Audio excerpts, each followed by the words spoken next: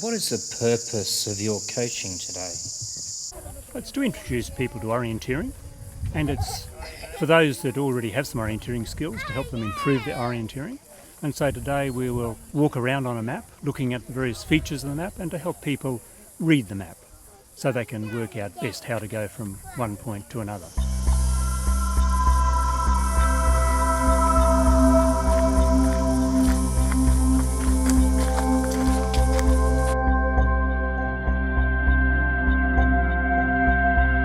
What's the trickiest part of orienteering? Just staying in contact with your map so that you know where you are on your map and so you know which direction to go, because when you lose contact with your map then you're lost. You really don't know where you are.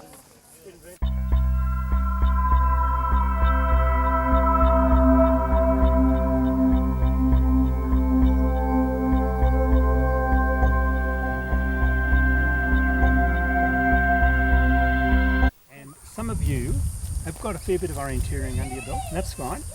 Those of you who don't know much about orienteering, that's also fine, because today we'll be just starting from the basics of the map and then exploring our way around the map, just a little part of it. But first of all, can anybody tell me which way is north?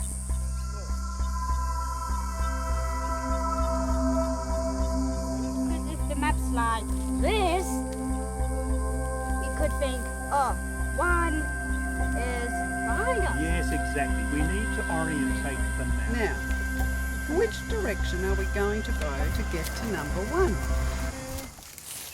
Before an orienteering event, controls are carefully placed at the exact locations that have been pre-planned.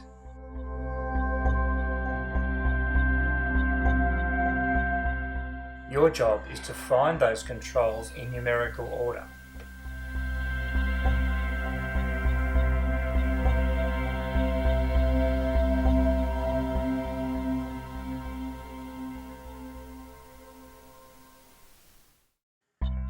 Orienteering can be quite challenging. After all, you need to navigate your own way by yourself to the controls.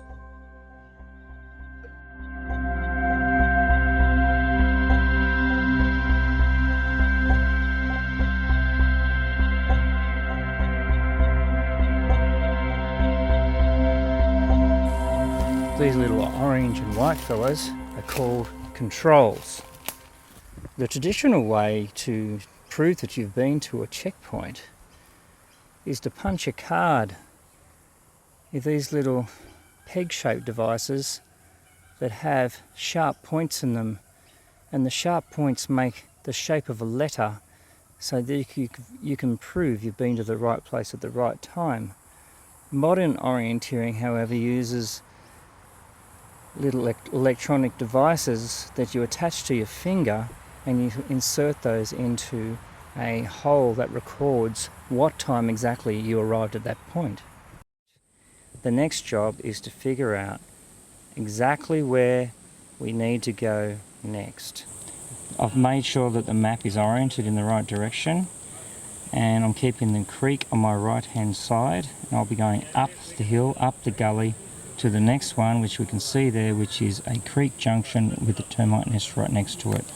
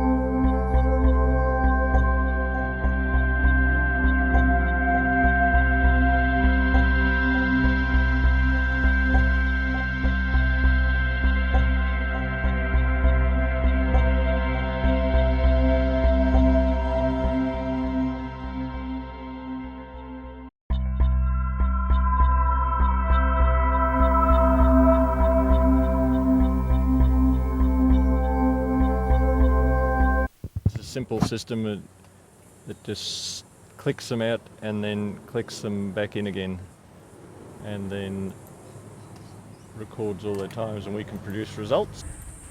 We can see Peter Hocking's come in at 34.07, followed closely by Mike. Oh, here's another group back. Just one moment, I've got to clock them back in. It was fun. It was hard work, but fun. Pretty much from about 7 or 8, when kids start to be able to interpret maps. So from about that age, depends on the child, of course. See, look, it says there. 109. Found it. What's the number? 109.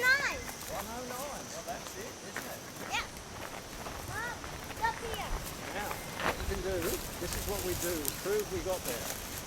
We get this, and we punch it. And it makes a series of holes. I've known a guy who was 100 who went out on courses. My dad's in his 80s. There's people around in their 90s who still go out. So it's a sport for all ages. Yeah, it's a sport for everyone.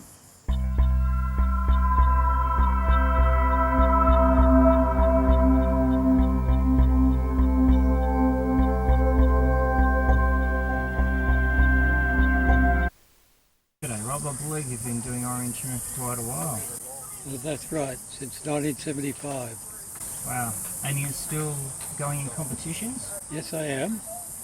And has orienteering taken you places like for travel? Oh yes, a lot of travelling. All around Australia and New Zealand, and then 3 trips overseas to Europe. So what I like about the sport is that it's not just about running speed, that you've got to think while you're running. I find just running along the road a bit boring. So yeah, the challenge of navigating, and for me the harder the navigation challenge, the better. Well, it gets me out exercising when I wouldn't normally, because it's 35 degrees today I think, and I wouldn't go for a run unless there were little orange flags as incentive. It's definitely a challenge, yes. It mixes it up a bit. It takes you up hills and down dales and takes you to the bush that you've never seen before. One of the best sports I've ever had a chance to engage in, because it's interesting. It's better than just going for a bushwalk. You've got something to do, something to look for. I've taken my one great niece out on it and my brother at one stage. So yes, I definitely recommend it. 2 years ago I had to learn how to walk again. So for me to get out and do this is really, really good sign, because I'm off the walking frame and I can get out and walk like a normal person. It's marvellous.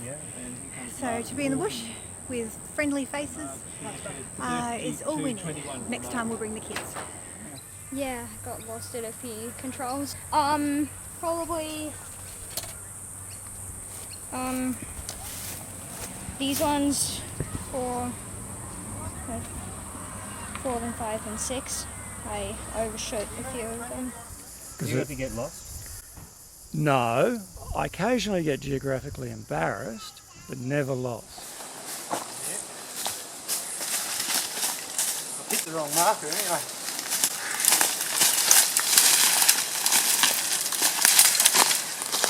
Oh, the wrong one.